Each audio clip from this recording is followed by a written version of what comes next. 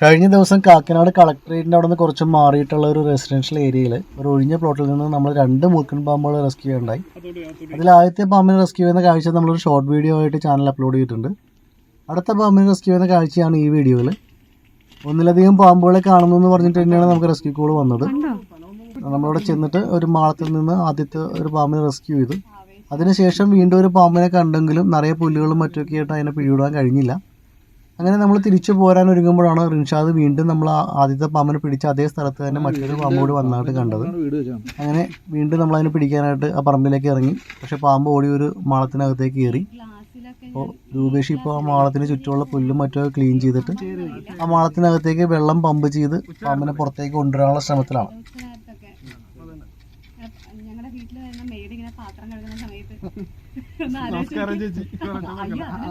പേടിയാ, അതാണെങ്കിൽ ഞെട്ടി പാത്രമൊക്കെ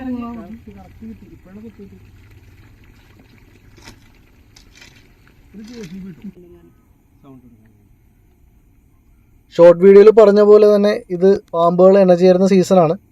ഇണചേരാൻ തയ്യാറായിട്ടുള്ള പെൺപാമ്പുകൾ ഉള്ളിടത്തേക്ക് ഒന്നിലധികം ആൺപാമ്പുകൾ എത്തിച്ചേരും. അതുകൊണ്ടാണ് പലപ്പോഴും പലയിടത്തും ഒന്നിലധികം പാമ്പുകൾ ഈ സമയങ്ങളിൽ കാണുന്നത്. ഇവിടെയും അതുപോലെ ഒന്നിലധികം പാമ്പുകൾ ഉണ്ടായിരുന്നു. എലികളൊക്കെ കുഴിച്ചിട്ടുള്ള ഒരു മാളമായിരിക്കും. അപ്പോൾ അതിനകത്തേക്കാണ് ഈ പാമ്പ് കയറി പോയിട്ടുള്ളത്. ആ പൊത്തിൽ വെള്ളം നിറഞ്ഞു കഴിയുമ്പോഴേക്കും ശ്വാസം എടുക്കാനായിട്ട് പാമ്പ് പുറത്തേക്ക് വരും എന്നുള്ള പ്രതീക്ഷയിലാണ് നമ്മൾ ഈ കാര്യങ്ങളൊക്കെ ചെയ്തുകൊണ്ടിരിക്കുന്നത്.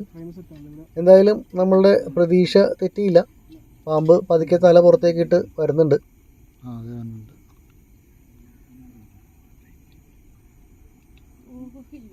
കാണാൻ പറ്റൂല.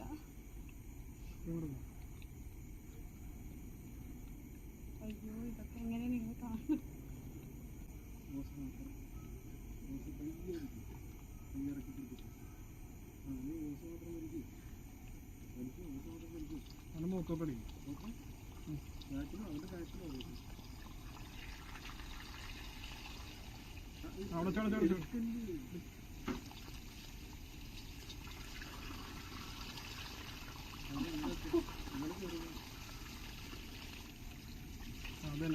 ശ്വാസം കിട്ടുന്നത്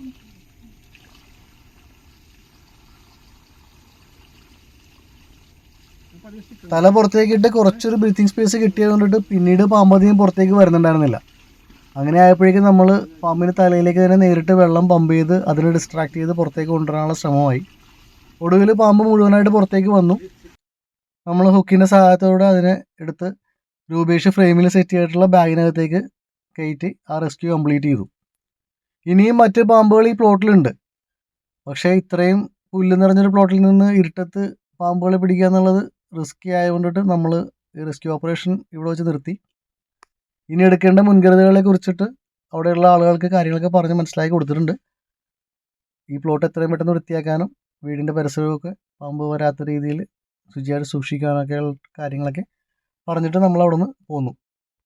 പാമ്പുകളുടെ പ്രജനന കാലമാണിതെന്ന് പറഞ്ഞല്ലോ. ഈ സമയത്ത് അവ കൂടുതൽ അഗ്രസീവായിരിക്കും. അത്തരം സമയത്ത് നമ്മൾ പ്രോപ്പർ മെത്തേഡിലല്ലാതെ അവയെ ഹാൻഡിൽ ചെയ്താൽ അപകടം ഉണ്ടാകാനുള്ള സാധ്യത വളരെ കൂടുതലാണ്. അതുകൊണ്ട് നിങ്ങളുടെ പരിസരത്ത് പാമ്പുകളെ കാണുവാണെങ്കിൽ ട്രെയിൻഡ് റെസ്ക്യൂസിനെ തന്നെ വിളിക്കുക.